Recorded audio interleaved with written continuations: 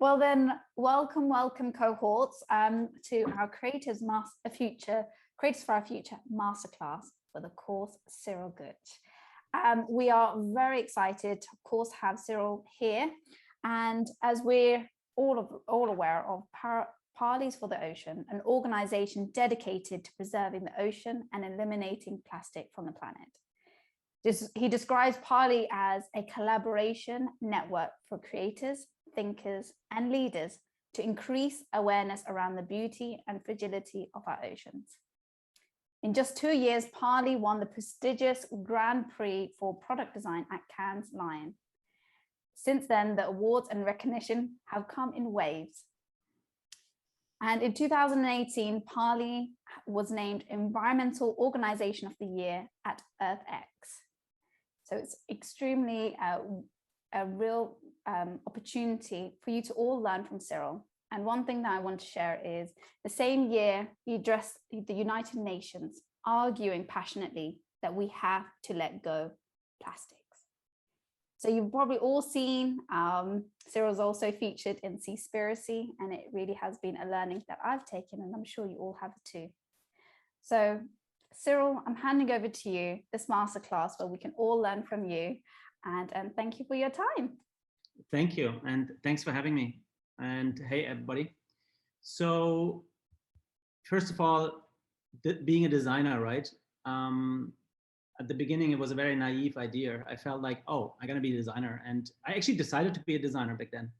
I didn't even study, to be honest, because the schools where I could have studied, they didn't have computers. You know, and why would I go to a school where I can't learn stuff?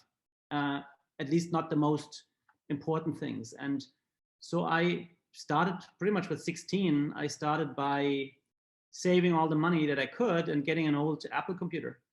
And that was the beginning of my creative career. And very quickly I learned that I'm not satisfied by just making things look good. It was more like, hey, why would I try to put an adornment on something? Why would I try to make something more beautiful than in its core is poorly designed? Or why would I try to sell something which doesn't really have a right to be, right?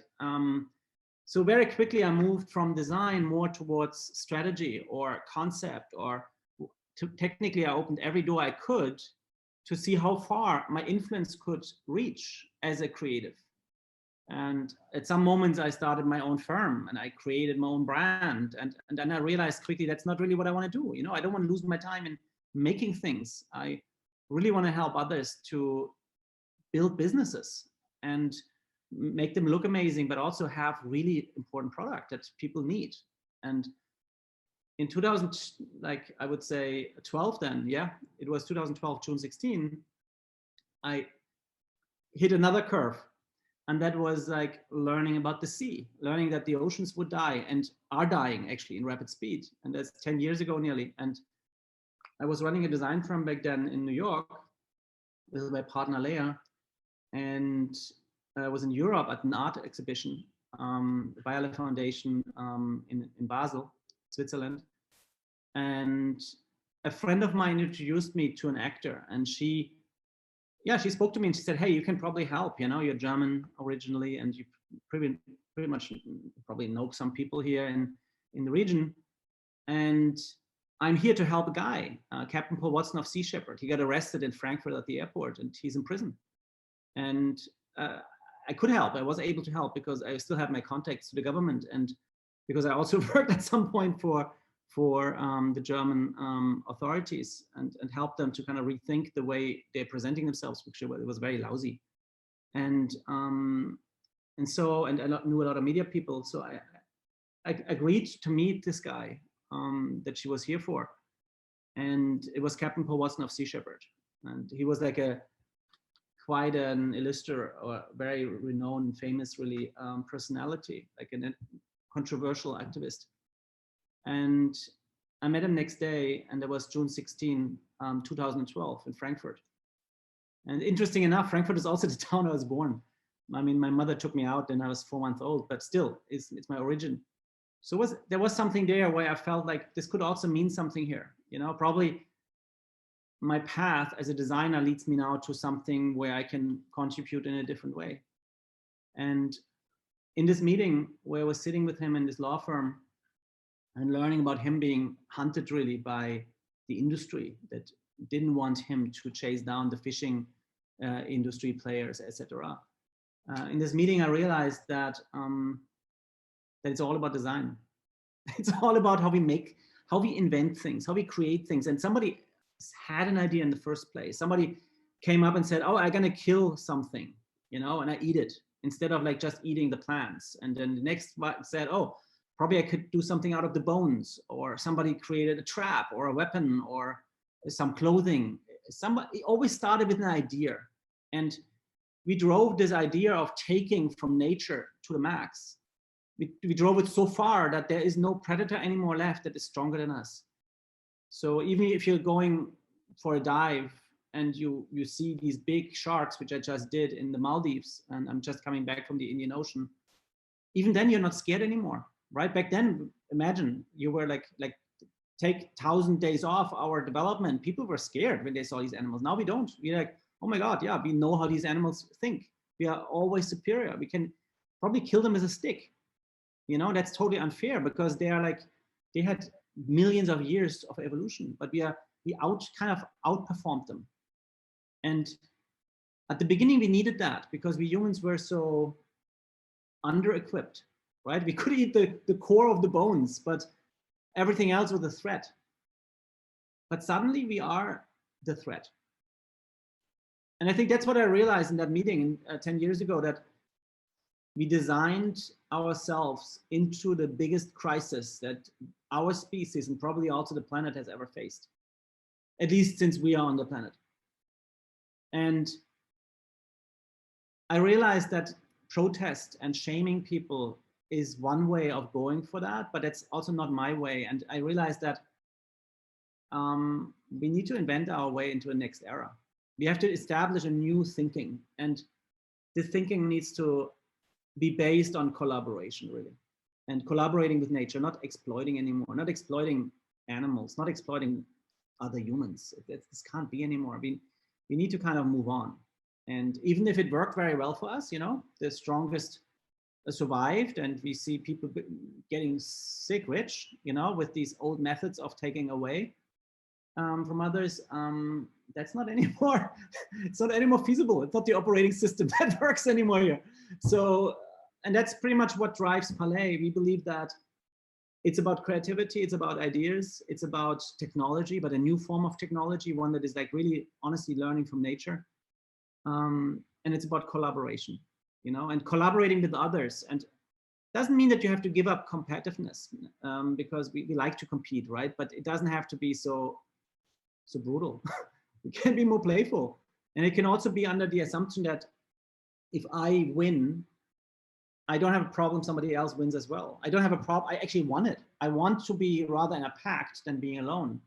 I want others to succeed. I want to help my friends to be the best in class as well. You know, that's actually feels better, you know, and it's more fun. So that's kind of what drives us at Palais. And when we're looking at the environmental issues that we are facing, we were looking at the plastic crisis, which back then in 2012 was not a big thing, right? The fishing crisis, which was for expert already very known, but in the general public, people didn't speak about the oceans being emptied, right? And the third was climate change, which was recognized to be a big problem in scientific circles, but mainstream people didn't give any attention to it, really. They actually didn't even understand why it would be a problem if the temperature would increase. You know, a lot of people felt like, oh, that's actually a good thing, right? I'm feeling cold anyways. So there was a very distant relationship to these topics. And I felt like, and then I looked into very specific things as well, like shark finning. Like, why are people cutting the fins of sharks and often throw them back alive? You know, that's cruel. And just because they like a soup, you know, the shark fin soup, and the fins are give it a certain texture. So there's a little gelatin in there that makes it like, gives it a little bit of a different feel. It doesn't even add taste or nutrition value. And you look at this and you come back to design. You come back to that somebody has an idea. Somebody says, oh, I'm inventing now the shark fin soup. This is like the next exotic thing, you know, and then I'm going to sell it for an extra price. And interesting enough, this is happening over decades and decades and decades now. That people at the beginning, they killed animals that were obviously the most beautiful ones or the most tasty ones. And then they didn't find them anymore enough. And so they went for all the more uglier ones that they didn't sell at the beginning, and they just gave them new names, or they gave them new recipes. So it's all about this whole piece of like making something a product, you know, and I feel now it's time to totally shift the gear here and say, how can we, and that's really us as creators, how can we own change? How can we make ourselves responsible without feeling too much burden also? Do it in a playful way. Like, how can we say it is in our hands to define what is cool, what is next, what people find attractive, you know, and ignoring a little bit that there are so many others that defined the old values, the old cool, the old status symbols. Just go for a next era and say, probably my mother, my father, my grandfather, my grandparents don't understand it, but the next generation will, or my generation will. The people that surround me will. If I declare that not eating fish or not eating meat or not wearing leather products or whatever it is, right? Or at least not wearing fur and no exotic leathers, that could be the new cool, right? And this is something that you can't really say, because if you're saying it, you're preaching, yeah? That means you have to do it. And if you do it, it can't look ugly. You can't like create something that is bad. Otherwise, people will never like the ideas that are behind it. So it's a given that you have to design extraordinary things, and you have to invent stuff or come up with ideas or a story. And extraordinary today is totally relative. Extraordinary can be that you're sitting on an island at the end of the world, like in Bali, you're collecting trash and you're making something out of it. And then suddenly people around the world find that interesting and say, oh, what is he doing or she's doing with that trash?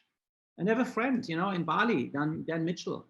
He was like the creative director of Potato Head, and he started making little things out of trash. And now they're selling in Dover Street Market or Selfridges, or they sell around the world. And 6 months after he sold like probably, I don't know, 10 little little holders for these essence sticks or whatever you call them. They burn them and they smell nice, which is a silly product, right? But the idea behind was turn trash into an object. And suddenly people say, oh, we love what you're doing. And why wouldn't you not design our whole department store? Why would you not share your ideas with us? And suddenly he would create a collection for a renowned brand. And that's what I see with a lot of my friends and a lot of, I mean, it's what I see with ourselves, but now we are in a time that is different than 10 years ago when I started Parley. Now people already understood that the ways we are running are not anymore working. We can't anymore destroy the planet. We actually have to kind of rethink. So now we are in a time where everybody that has a good idea is being given a chance, really. That's how I see it. And that is a very interesting situation, because when I was in your age, everything was there, you know, everything was designed, everything was defined, and there was not really a space for new. I mean, you could go into skateboarding or extreme fashion directions or whatever. Fashion always had a space for the new, but even there was a very, very old school way of making things, an old school way of producing, and also an old hierarchy where you have first to walk up the ladder, right, for a while and prove yourself, build a name and all these things. And I feel that while you have a very, very heavy burden to carry, that nature will not be the same when you kind of in the next 5 to 10 years look around as it was in my age. That's a very big downside, right? You're confronted with a massive crisis. But on the other hand, this crisis also opens the door. And it more or less shows the bankruptcy, the intellectual bankruptcy of the generation before. And that means you suddenly are presented with a canvas, and that canvas invites you to create new. And I think that's the beauty of your generation. Of the downside is that there might be more anxiety. You know, I mean, we had anxiety as well, but now it's everywhere. It's like we feel it. We know that we humans are under threat, right? But on the other hand, the fear doesn't help anyway, you know? So the gift that we have as creators is that we can invent stuff. We can come up with ideas. I think we have all reason to be optimists, because we can engage millions and billions of people with a simple idea, with a simple thought, with positivity. And I think that is something we can do more than most of the people that hit the like button or share something or redesign some facts around climate change. Or we can actually create things. You know, we can go out and with our own hands, with our skills, with our eyes, with our thoughts, we can make stuff, and we can. And I think that's beautiful.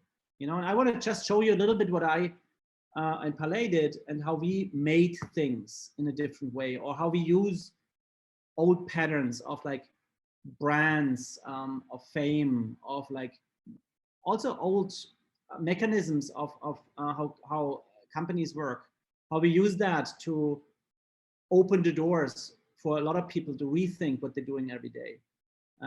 Allow me please to share my screen. Yeah, here we go. So Palais, I don't know how much time I have. Until when can I speak? It's important to tell me, otherwise I'm going to speak for 20 hours. Please, it'll be a pleasure doing listening for 20 hours. You're gonna fall asleep. You will not have to buy any sleeping pills. I think if we say maybe 20 minutes, is that okay? And then we go into question and answer from the cohorts. Thank you. Super, yeah.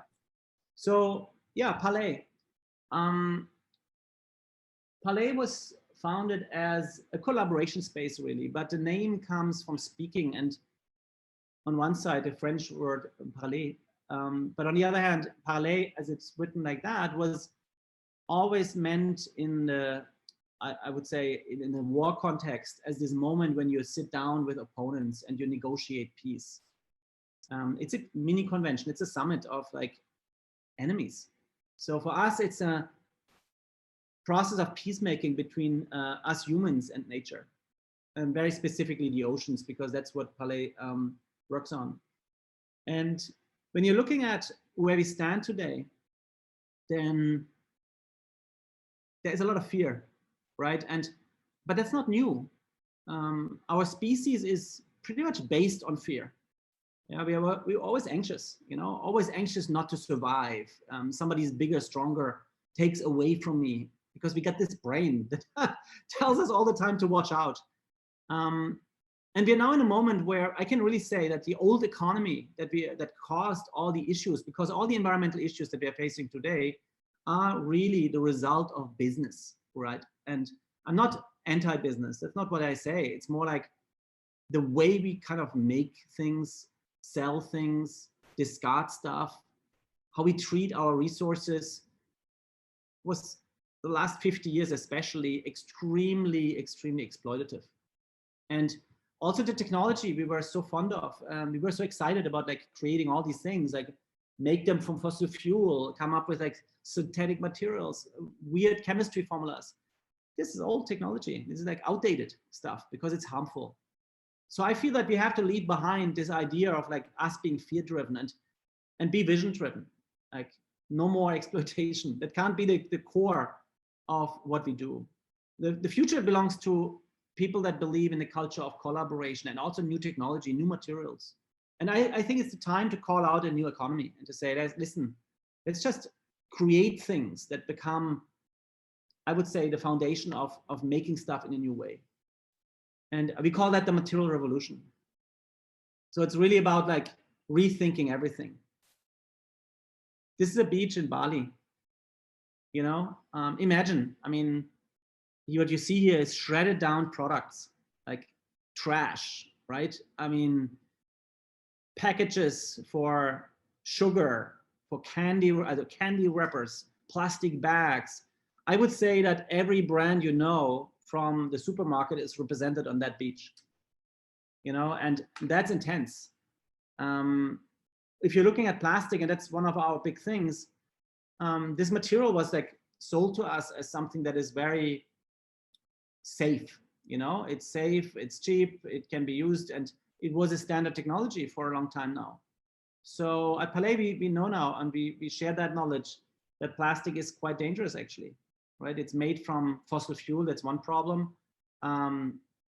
Winning oil, which is, and plastic is made from side products of oil refineries. Winning these resources, drilling for it, searching for it, taking it out of this planet is already an extremely damaging process, right? And then, of course, the whole like carbon emission piece that is coming with making plastic is intense. But once the material is out there and is in a product, is in a lighter or in a bottle, it only often serves for a moment. Like a plastic bottle in average serves for 15 minutes. But even look at your shoes, and that's the interesting thing. Lots of our apparel that we're wearing is made from plastic.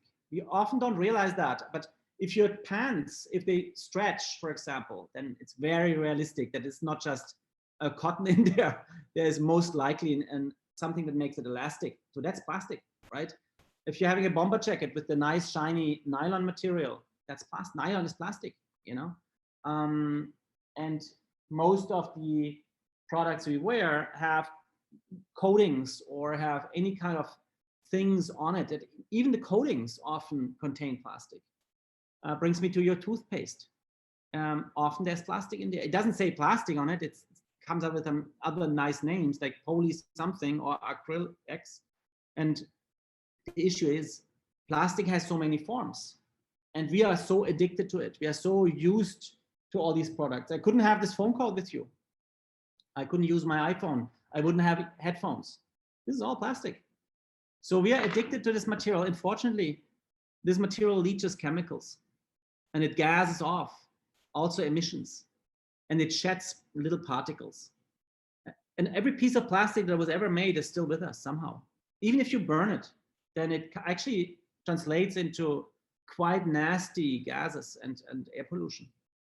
So this material is everywhere and it spreads everywhere. It's like we find it in animals, and you see here whales that beached, their stomachs are often full of like plastic bags, cups, bottles, any kind of stuff, you see a bird here, you probably recognize a little lighter, a little fire lighter, I mean, how did that come into the belly of a bird? Because they mix it up with food. They thought they can eat it. Or you see animals being entangled, living in a permanent trap and often being deformed or dying because they're entangled in a fishnet or in a six-pack holder like here. But even the small, like you see these little green spots in the zooplankton, very small animals. Hey, that's plastic too, microplastic. So, and who's dealing with that when it's out there in nature? Often it's the poorest of the poorest people. It's like kids living on landfills in the Philippines or India or around the world pretty much, or people that try to make a living by collecting valuables. So we are pushing our design failure, we're pushing our lack of thinking a material through, we're pushing that to the poorest in society somewhere. And that's not acceptable because today when I spend whatever, what do I pay for an iPhone today? $1,000 probably, and you buy a cheaper phone, be it $200 or $100, even if you just buy jeans for $50, that's a lot of money. So why would I be responsible for such a chain of events? I didn't make something wrong. I'm a consumer. I just trusted the advertising of somebody. Probably there's even a green logo on it that says, oh my God, this is a green product, or we actually care as a brand. The truth is that out there, the problems end exactly in situations like that, and that's something we wanted to end. We said, listen, first of all, yes, plastic is a problem. Plastic is a design failure. We need to end plastic, but we also need to end and relieve right away the misery that it causes and the exploitation. And that's why first thing what we did is like, hey, we have to clean it all up, let's just get so many people into our network that clean up these beaches, clean up rivers. And we do that. We have 300,000 plus volunteers, and a lot of people are permanently on staff, and we are operating in 30 countries around the world, but that's not enough. Cleaning up is not enough. It's great and it has to be done, but we have to think bigger. And when you're out there, and I just come back from Asia, when you're out there, you understand that, yes, we can try, and we can try. And in India, we're trying now to build a team with 1 million people. That's the idea, that have a good job, that clean up the rivers and the beaches. But the truth is, we will never win this, because plastic itself is the issue. And I think that as a designer, that's what I understood very early on, is to question everything about what I'm doing. Like, go to the core. Even if I can't change it at the beginning, still, I want to be in the position that I question everything. So when I look at the problem with my lens, through the lens of a designer, then I come very quickly to the conclusion that plastic is a design failure. Because after 50 years or longer now even, we didn't find a way to deal with that material. Recycling failed. So why would we still continue with something that doesn't make any sense? You know, so there's this moment, even if you're invested into something and you really think that was a great idea in the first place, there's a moment where you have to let go. You know, your design, you worked on it, but it brought you more, it brought you new thoughts, and it brought you to the next level. But at some point you have to let it go. So the plastic industry has to let go of plastic. But for that, you need a replacement, because we are all running on this material now. We are addicted to plastic, right? We can't live without it. So we need to kind of do it in multiple steps. And that's what I learned as well then, is like, it's not only about design, it's also about communication. So the first step is stop using virgin plastic, stop making more plastic, go for recycling. But the last step after that, we have to find new materials. So I'm going to run you through the strategy quickly and what we did, and then I hopefully come quickly to examples. We felt that we need a framework, and we designed a strategy called AIR, Avoid, Intercept, and Redesign. And it's based on the health of the sea that we need so urgently. We need the oceans out there to provide the oxygen we breathe, because out of 10 breaths we're taking, 7 are coming from animals in the sea. They're creating the oxygen that we need to be here. So AIR is really for us like a core formula. Avoid plastic, intercept plastic waste if it's out there. Use upcycled materials instead of making more new material, but then redesign it. The ultimate goal is find a replacement for plastic. And you can actually use AIR against everything harmful. Avoid fossil fuels, intercept emissions or leaks or whatever it is, redesign the origin, you know, redesign the engines, redesign the need actually for fossil fuels. And you can use AIR pretty much against everything that is a poor design. And yeah, we built an organization. The organization Parley is built on education, communication, direct impact, going out there and saving animals, material science, looking at what the past of our inventions did and how the future should look, and product innovation. What is the future? You know, and we don't see ourselves as environmentalists. We think we have to be, we need to be futurists.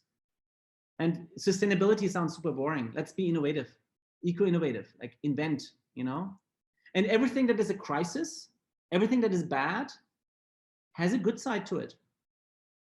If there's something really, really bad, there's a good side, because we can actually use that moment of despair and of destruction, use all that bad energy and turn it around and make it positive. I think that's the big difference I feel between the old idea of environmentalism and a new one. Is like, yes, things are bad, but let's just invent, let's create, let's use our imagination. Because if we were able to create these problems that back then they actually looked like solutions back then, but they turned out to be problems.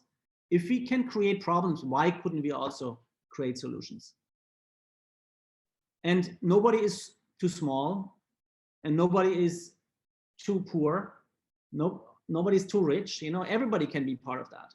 It's about rethinking. Hey, we have a plastic crisis. Oh, no, actually, there's an opportunity. There's a lot of plastic everywhere. People are all suffering out of it. Let's just invent solutions.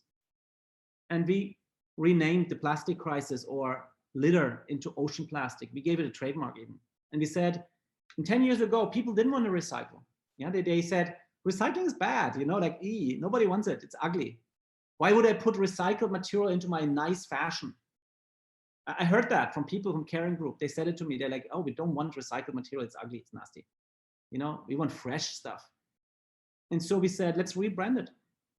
Let's give recycled material that we collect in ocean regions, let's name it ocean plastic. And that's positive. Suddenly we are like, this comes from the oceans. We are helping the oceans. So the purpose here is more important than the material. We are protecting, we have an intention to protect the oceans. And this is not perfect. This is our best attempt. That's what I was able to do 10 years ago. I was not able to invent new plastic. I didn't have the money. I didn't have any scientific background. I had to start somewhere. So my beginning at Palais was to say, we take something that failed, recycled materials, we take a real big problem, the ugly face of our society, and we turn it into something very positive. And we say cleaning up a beach is a great thing to do, you know, and let's make it amazing. Let's just take this trash and upcycle it in prime materials, yarn. Let's make a shoe from it. Let's find a manufacturer that says, I'm gonna dedicate next 10 years of my organization to help you with that. Yeah, and there was Adidas, and there was a miracle that they actually followed our ideas back then, because nobody else got it, to be honest, right? And so we start making things, shoes or t-shirts. Here you see Dominic Thiem playing in a t-shirt that has the Great Barrier Reef printed on it, and the proceeds of that t-shirt would support the reef and our work there, you know. So we started a brand called Palais, and our challenge was first, that was the first part of the first 10 years, we were really focusing on turn that trash that nobody wants, that shouldn't be out there, that shouldn't be in the belly of a bird, shouldn't be eaten by a fish, turn that back into something valuable. And tell the story, speak about it.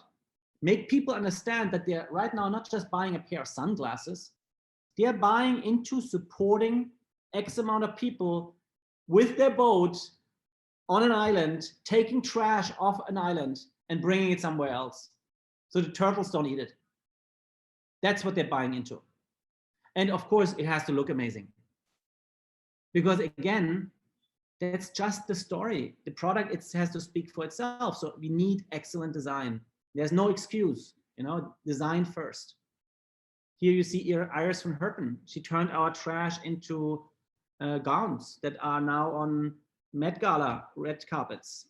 Or we found ways to use 3D printing, you know, and print, here's a Zaha Hadid chair, printed with trash.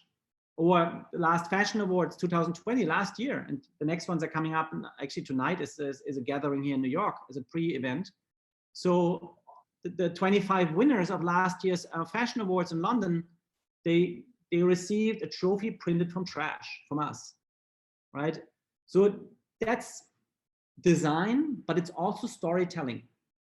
And I feel that if there's a powerful story, if there's a powerful purpose in your story, if there's an intention, and you couple that with design, then it's a powerful mix that actually everybody wants to be associated with. And purpose is the new luxury. That was what we shouted off the rooftops, really, when we started. And we hammered it out into the world again and again and again. We said, hey, we have to make it more luxurious to actually support, to help, to protect life out there than destroying nature. Yeah, and to be honest, and they're going to make it very short quickly, and I'm going to round it up here. The next big step is learning from nature. That's the future. Like bacteria, algae, yeast, fungi, mammalian. What can we do? Why would we kill this animal? Why would we not grow the color, grow the amazing little elements that makes it? You know, why would we kill an animal for the fur, or for the hair, for the eyes? We wouldn't. Why would we do that? Right? We can learn from nature, and we can decipher what made the coconut, which is a phenomenal packaging actually. Yeah. Or algae. Why would we make styrofoam if mushrooms could do the trick? And what we at Palais do is we use these new inventions in biofabrication, green chemistry, but also digital. We use them and we apply them quickly to products. Make them in a shoe, put them into a car seat, design something with it to see if it works, right? And work with the innovators. Here you see a leather that no cow ever died for, you know. This is a new technology from Japan. It's spider silk. It's brewed like you brew a beer, right? It's biofabrication. So there's something here you see concrete that is not concrete, no carbon emission. It's actually working with the enzymes that form coral reefs, right? There's a new generation of technology growing up. And I think that is the most exciting. It's unfortunately not the case that you can go to a shop and buy all these things, but it's in your generation, in your lifetime, you will see an explosion of technology and things that are not per se digital, you know, like how to grow a house, how to grow the coding, the color, the dyes, whatever you need to design. The future is in growing stuff, but we still have to deal with the past because we spread like with a pepper, I can't even talk anymore, a pepper mill. We spread all this toxin around the world. It's everywhere, right? And now we have to find a way to undo the past while we are inventing the future. So, hey, thank you. Absolutely amazing. I've got so many notes and questions as well, but actually I want to ask the cohorts, do you have any questions for Cyril? Maybe whilst that's lining up, please don't feel shy. Maybe if I can ask, yes. Use the chat, but because it's sometimes it's not as intimidating. Absolutely, absolutely. Maybe I have a question. I'll go for it. Can I ask you a question? So, first of all, that was totally amazing. Can I come work for you, please? Because you give us so much hope and so much inspiration. You know, the solutions lie in human intelligence, but it's just shocking also human ignorance. And like, for example, the image that you showed us with the beaches covered in plastic, where does that plastic come from? I mean, are companies or people just dumping their trash into the oceans? Or, you know, how does the Mars bar wrapper end up on a beach in Bali? Yeah, it's interesting because, and I would take two very extreme examples. Let's say Bali and Germany. You know, like let's take a German river and analyze what is in there. You will not see the big pieces in Germany. You see them in New York, where I live. But even if you don't see the big pieces, there is so much microplastic, and it comes from, I mean, I'm sitting now here on a chair, right? And I'm not wearing anything real plastic. I have a little bit probably in my jeans. But if I wear, let's say, a sports outfit or my nylon jacket, then at some point the fibers will break. So I'm gonna leave dust behind, a little bit, just a little bit, but I'm gonna do that ongoingly. And this dust then kind of goes into the air, or it washes and then probably flies, or somebody takes the vacuum cleaner. That's one way that the stuff just gets into motion. Or your car tires, you know, you're using your car tires and then you have abrasion on the road. That's all plastic. Or, I mean, of course, dump something and it lands on a landfill, if it lands. And that we're talking now fully development states, right? If it lands somewhere in a landfill, it breaks down as well. So it goes into the groundwater or it goes into the air as dust. Now you're going to Bali or to the Caribbean, to the Dominican Republic or to India, where you don't have waste management systems in place, or the Maldives. So people either burn their stuff, so it transforms into pollution, which doesn't really help, or they toss it on the street, or they toss it into rivers. Often, actually, they do toss it into rivers because that's for them a dumping site. And that can be done individually, or as a community, or as an organization, or as a waste management company. People toss a lot of things into rivers or into the oceans. Or you have storms, or you have like the wind to transport stuff. It's an endless, I would say it's very difficult to keep plastic items contained. You know, it always wants out. It wants to go somewhere, and that's what we find. You know, in the Maldives, there is no island, for example, that we go, even if nobody lives there, where there's no belt of plastic around it, of stuff that washes up.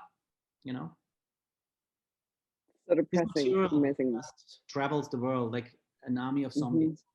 Thank you, Cyril. We have Sejal that wanted to ask a question. I think following on from that.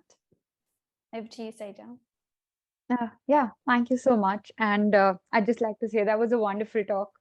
I think one of the most inspirational talks I've ever heard. And it's almost what, 11:30 p.m. at night, but my attention is like all on you, and I can't stop taking notes, and I haven't stopped listening. So some really great ideas.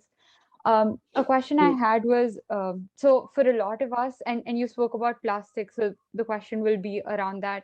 A lot of us have kind of grown up watching plastic around us. Like I can say since I was a child, I'm probably, I probably played with plastic toys, these small cars or toys. And then as I grow up, everything around me is mostly plastic, as you said. So even if I am trying to think of ways, of like new ideas and new projects to ensure that we live in a more, sustainable world, a more eco-friendly world in which we're not leaving behind, this much waste in a way. How do you start thinking in that manner in terms of like, even if I want to kind of innovate and get rid of plastic because I've grown up with it around me, how am I starting to kind of like, okay, maybe this could be an alternative? And then how do I adjust and realign myself? And then subsequently, just one last thing, how do I communicate it then to everyone else? Because I may have understood it simply because it was my idea. But you spoke about communication as the key. So, how does one go about doing that?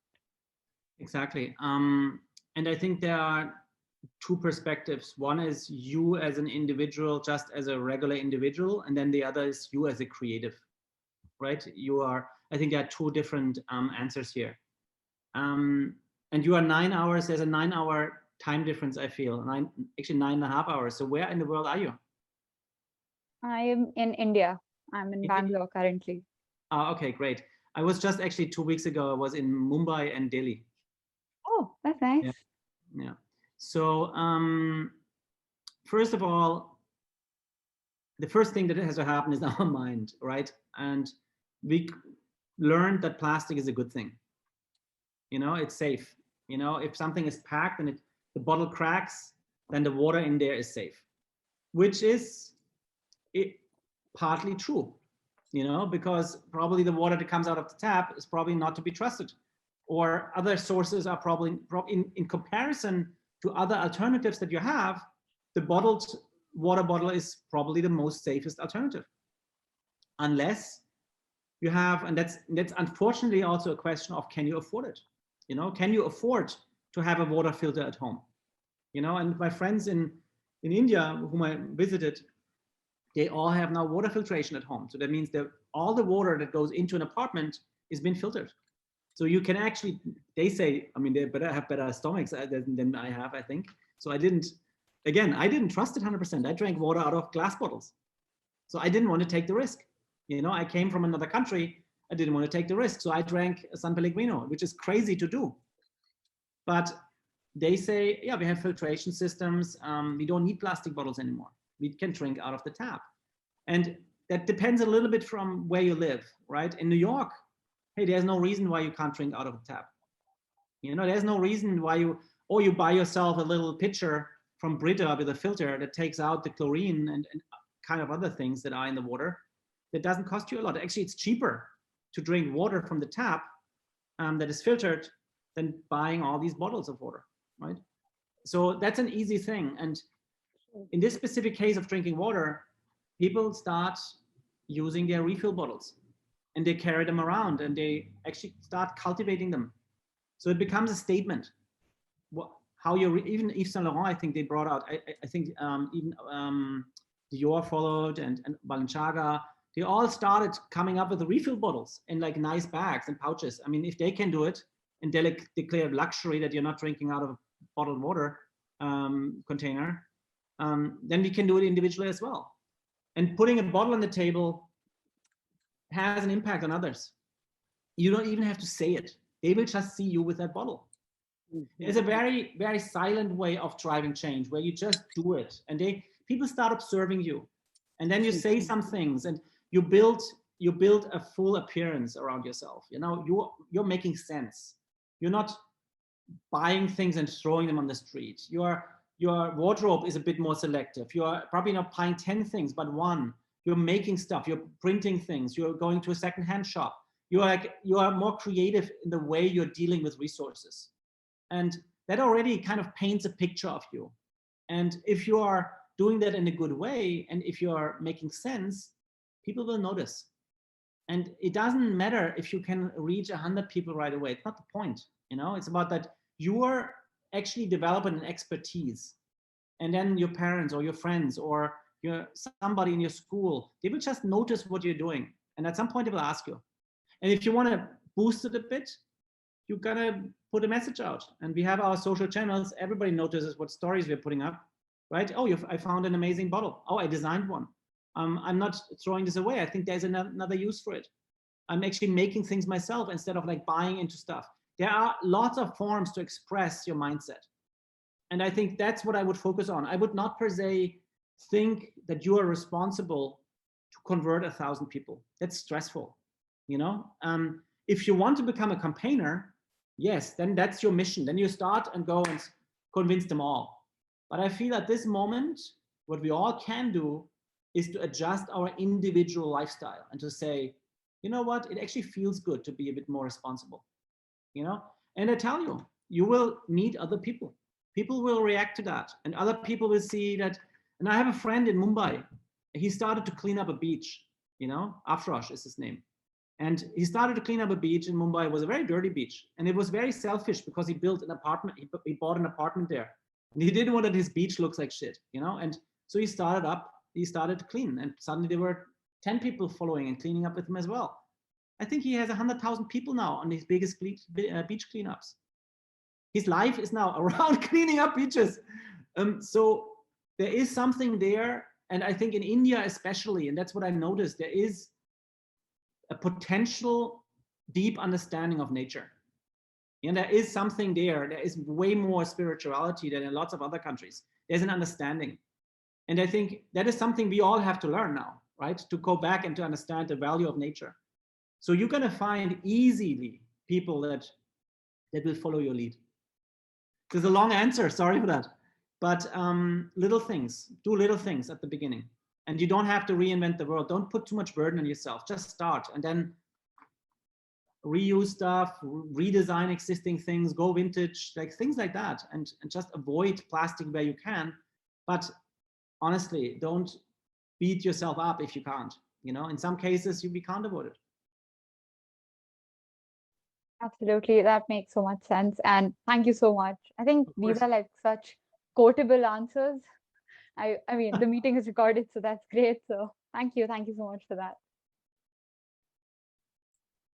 Thank you so much, Sejal. Great question as well. Are there any other questions from the lovely cohorts? Ben, go for it. Yeah, hello. Can you hear me? Sorry. I hear you. All right, perfect. So much plastic that's being produced constantly on a daily basis, and so much that's already in the world. Is it more important, you'd say, to focus on how to repurpose that plastic rather than focusing on trying to change the whole world into using a new material? Or do they kind of go hand in hand, or should we focus on one more than the other right now? Or what would you say about that? It's a very good question.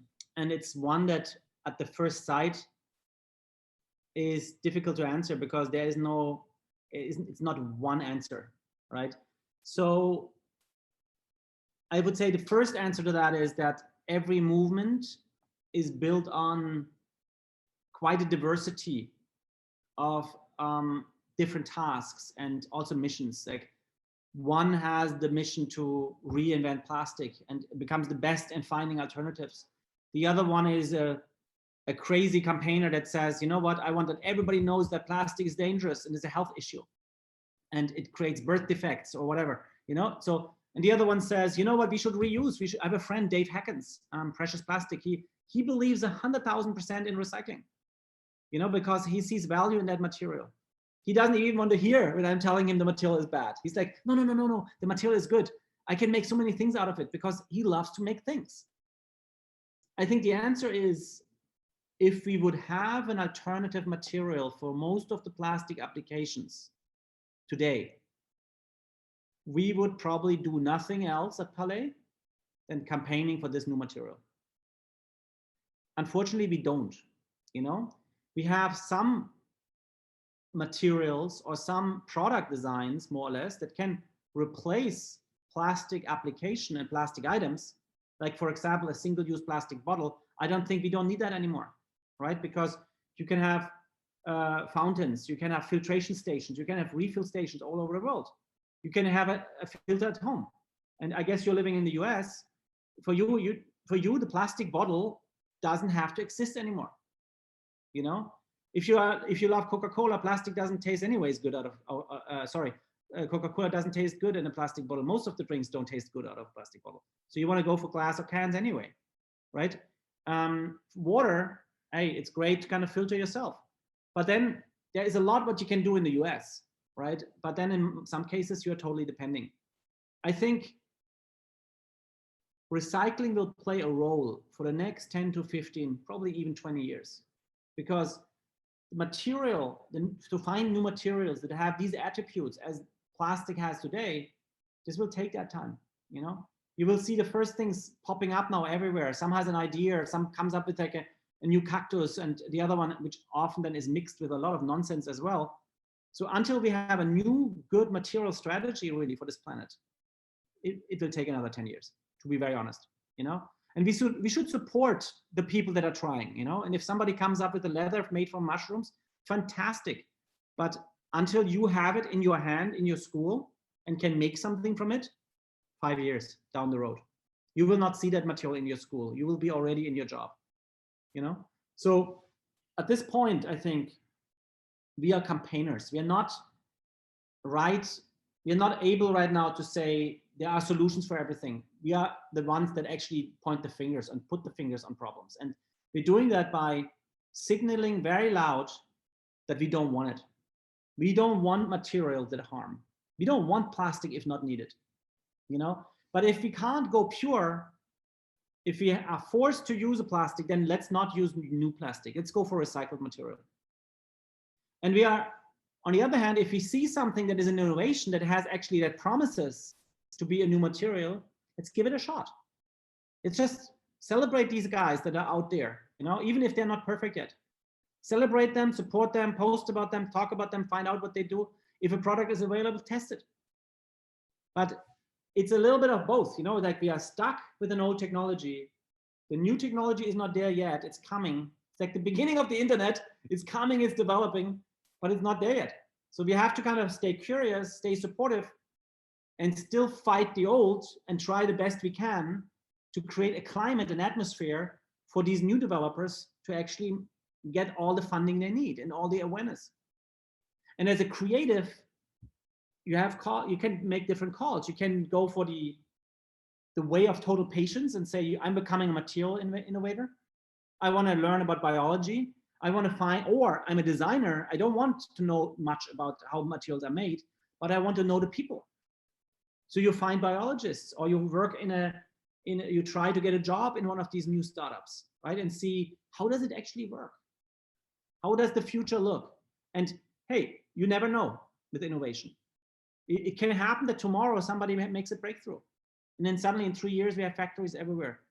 It's very unlikely. It's more likely with the code that you program than with the material that you have to invent, because there's supply chains behind it and everything. But still, there's a chance to that. So I think it's more or less your call. If you want to do something right away today that is scalable, then probably recycling is the most applicable road, you know, or totally organic natural materials, because they exist as well.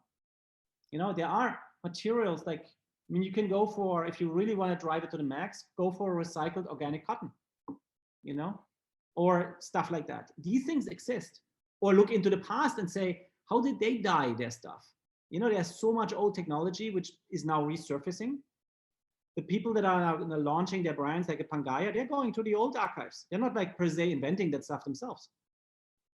So I think it's a little bit what personality you have. And probably at this point in time, you are just keeping your eyes open and you're playing around with recycling. You're trying to avoid plastic where you can, and you're being curious around new materials.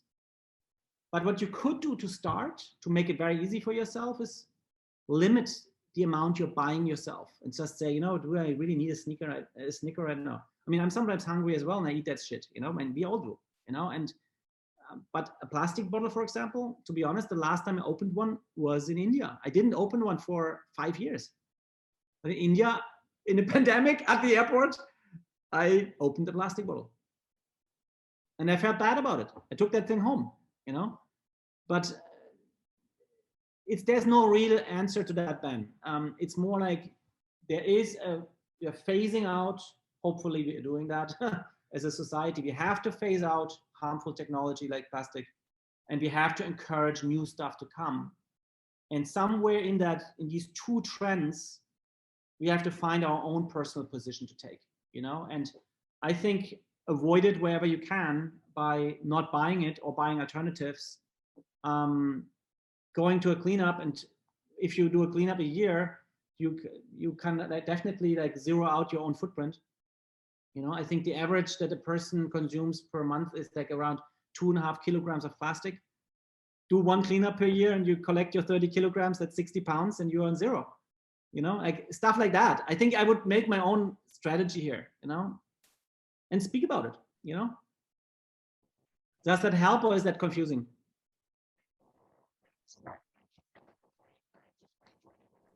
Ben, sorry, I can't hear you. I can see you talking. Your audio is breaking up, sorry.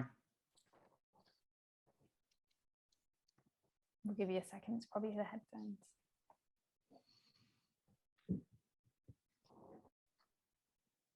I think he's saying it's really useful. Yeah. You're a lip reader.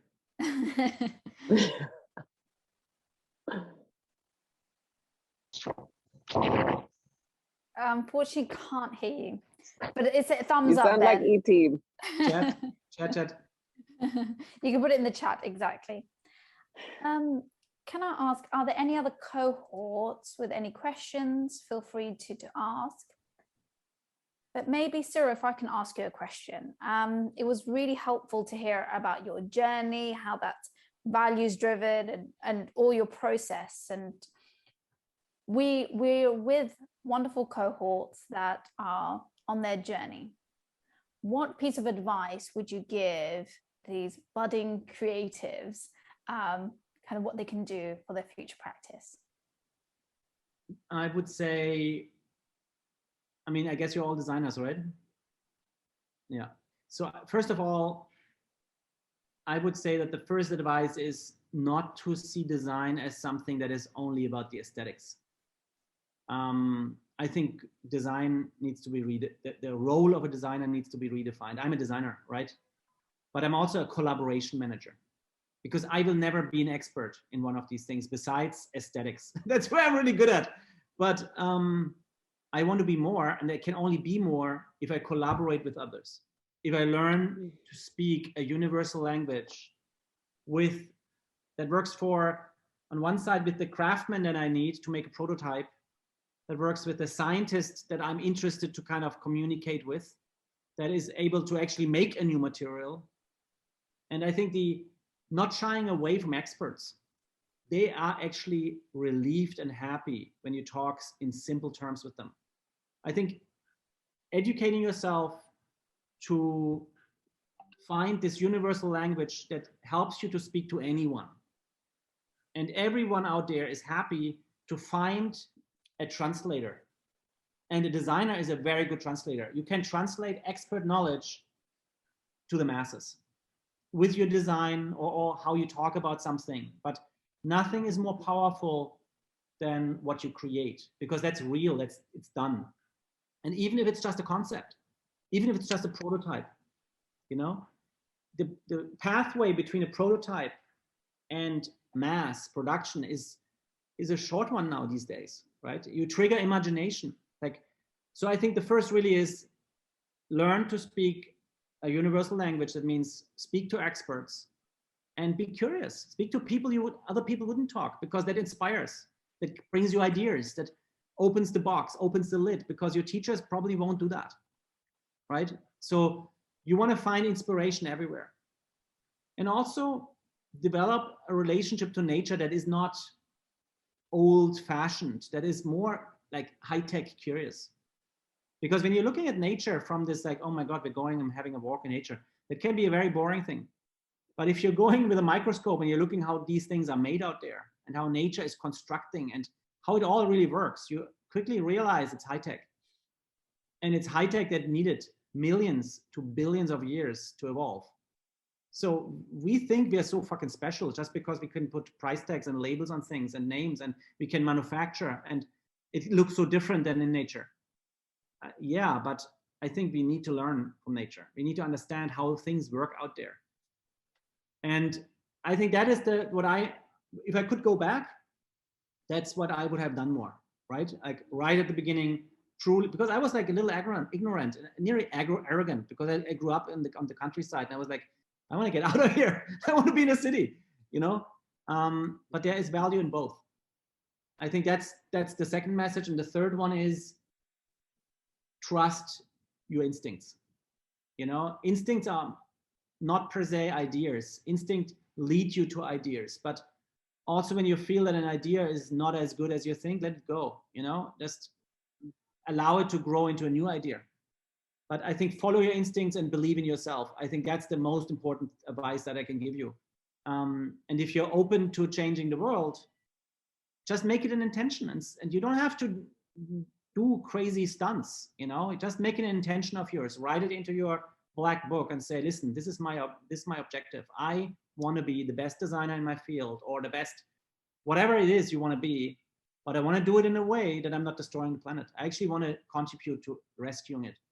If you want to do that and you define that intention, things will come automatically to you. You just attract them. It's what it is. You can't think it all through. It's more about how you're positioning yourself, and you have to see yourself as a magnet, like a magnet that attracts others and other things, ideas, thoughts, knowledge. And you just have to be very precise how you're programming that magnet. What is it? And hey, you can change 1,000 times. I mean, it's fine, you know, it's just about like making sure that in this moment in time, you know what you are. What are you attracting? And if you're attracting shit, why am I attracting shit? If you're attracting a lot of good, then you're doing something wrong. Right, you know, then something is happening for you. But I think the power of our own intention, our own positioning really, that we choose, can't be overestimated. That's what I truly believe, you know. And as a designer, I tell you, the best things I created back then was when I was in really bad situations. I really wanted to escape, and I designed my way out of my life situation. Really, I did, you know. And I think there is a very big positive force in design, and in believing in finding your own language, your own look, you know, your own approach, your own beliefs, your own values, really, you know. So that's what I think is my triple pack of advice. Thank you. We didn't get one, we got 3, which is amazing. Always comes in packs, you know. Bundles. Fantastic. I don't know if there's any other questions from the cohorts. Danielle, is that our hand? I'm not sure. Yes, go for it. Yeah, sorry. First of all, thanks for all these inspirational thoughts. It's very gold words for us. And I would like to know from you if you think that delocalization could help in the future to cut the amount of wastes and plastic wastes that we produce. I mean, in terms of production, delocalization. So avoid to produce most of the items in a single place and then distribute to the world. Like for example, something that could help could be 3D printing, for example. where you have your local, let's say, maker that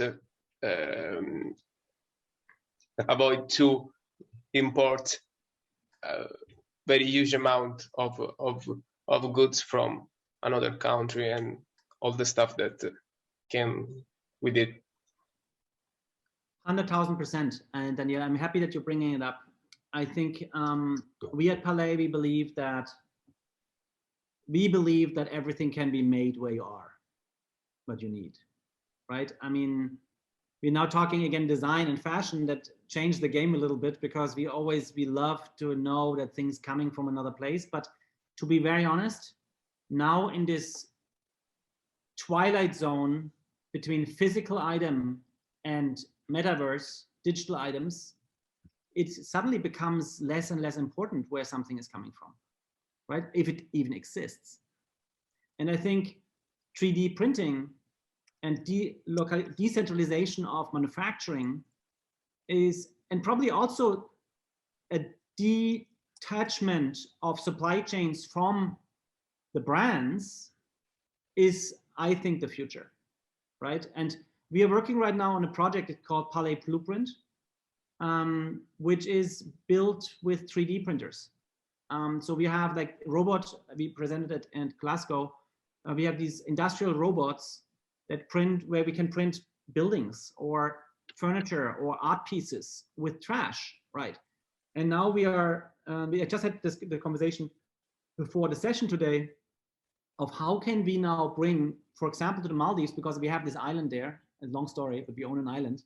And I don't want to bring stuff there. You know, I want to make it there on the ground. You know, why would we import stuff? It's the biggest problem. And when you're looking at it, the footprint of moving things around, that's what you are pointing at as well. We're moving stuff around. We are making too much. So we are producing a lot of stuff all the time, putting it in warehouses. We hope to sell it. Then if you're a luxury brand, you have to destroy it afterwards because you don't want it to end up in like a discounted store. So there is a lot of waste, and not only waste in material, waste in emissions, waste in energy, waste in money. It's like a massive waste the way we're producing. So rapid production or on-demand production is totally the future. I believe in that. And to be honest, technically it's already possible. You know, it's just that nobody has cracked in a way the setup, the business model in the right way. And every day the printers are getting better. And I think the next step to it will be the decomposition of such products. Because technically, you print something, you make a product, but then you also at some point you don't need it anymore. Why would I not be able to kind of disassemble it and just turn it again into the raw material for the next print? So in a perfect world, we would have a limited amount of raw material that we need, each household, and we know exactly where it is and how it is. And if I have like X amount of plastic or gold or whatever sitting around somewhere which I'm not using, why would I not reuse it again and just print something new with it? Yeah. So that would be the ideal. That's the ideal scenario. And I think it's already we can do it, right? I mean, I was visiting in India a recycling company that is recycling tech. Yeah, they're taking down all these computers, phones, and everything, and they're offering me now gold and stuff. And they're saying, "What can we do with gold? What you did with plastic? How can we do it with gold or platinum or they do batteries? You know, and why would we not in the near future be able to kind of create these closed cycles in a local base level and have a global archive of designs? And if I go to a shop, why would I not, if the printer is good enough, why would I not at some point be able to print myself a Balenciaga jacket? You know, why not? If there is a certain, it's all about like quality control, color control, and all these things, but at some point we're there. And we have seen it, you know, we have seen it in the digital world. I mean, everything is being licensed now, right? Brings me to the next point, the metaverse. I mean, it's happening, you know, it's hopefully not Mark Zuckerberg who is establishing it because he's in whatever, you know, I don't want to call him names, but probably it's Probably it's You Epic. can. Yeah, probably it's Epic Games. I hope it's Epic Games that will do it. You know, we're working with them as well. Why would it not be amazing? And it honestly, it's very likely that at some point, because we have so many people, that a big part of our everyday life is in a virtual environment. You know, and then we have our art collection, we have our sneakers, we have our. It's just very realistic. It will happen. You know, but because technically we're already doing that. We're just doing it in a very primitive form. Stupid little square posts or longer ones on TikTok. You know, like Instagram and TikTok is nothing else. When you're glued to your phone, it's what you do. It's what we all do. So why not just be in a virtual environment? And so this will happen. I think these are the big two influences: 3D printing, rapid prototyping, rapid making of things, but then also instant recycling and making it available again. Plus digital and digital identity and digital existence, really. Thanks so much. Long answer again, sorry for that. All very valuable feedback, really helpful. Thank you so much, Cyril. I don't see any questions in the chat, nor do I see anyone on their camera putting their hands up. So I'm going to hand it over to Nadia to share her closing comments. Thank you. Yeah, no, I have to say, well, thank you so much, Jackie, and thank you for everyone for being here, and thank you so much, Cyril. As I always say, you're an angel on earth. It is so fantastic to see how you're so driven by your heart, by your soul, by your passion. You have totally demonstrated by doing the right thing, one can be totally successful too, if that's a concern for people, you know, but I think you're definitely here to make this world a better place. And what you just shared with us today was such a learning and guiding factor. I learned so many more new terminologies from you. I don't want to plagiarize you. I will quote you. You know, I just have seen the word sustainability change so much, you know, in the past 5 years, from CSR, sustainability, and so on. So no, it's wonderful. We can just all try to emanate you and, you know, keep watching you and learning from you.